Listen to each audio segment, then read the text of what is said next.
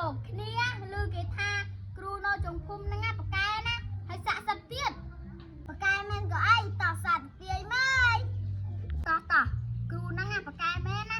ទាយគេអត់ត្រូវគ្រប់គ្នាហាបើអត់ត្រូវហៅយើងទៅទាយធ្វើអី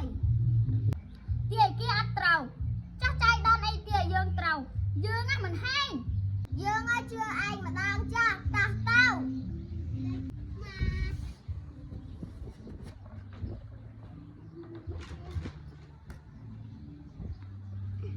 ជួយមិនអានឹងឆ្ងាត់ណាខ្ញុំមិនដឹងលោកគ្រូគេមានកម្មាយលោកគ្រូ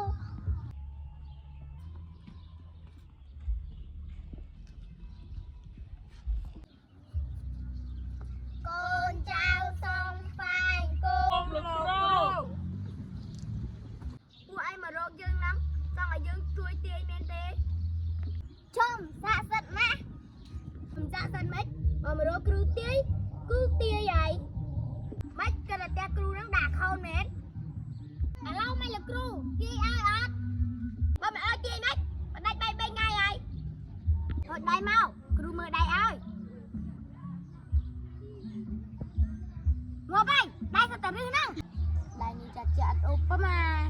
បើគិតតាមក្បួនហោរាគេទាយថាសាក់សាប់ហ៊ីលោកគ្រូនេះទាយឡាប់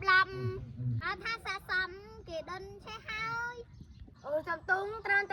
យបើដិនចេះហើយគេហៅថាជាធាតយីលោកគ្រូនេះថាខ្ញុំទៀតខ្ញុំនឹងជុំទាយហើយបងសំទុងត្រើយគឺបងថាលេងទេចឹងតាបែរលោកគ្រូឲ្យដាច់បែប3ថ្ងៃហើយទៅហត់ដៃមកចាំគ្រូទាយឲ្យគ្រូមើលទៅពួកឯងទាំងពីរថ្ងៃមុខឯងនឹងមានវាសនា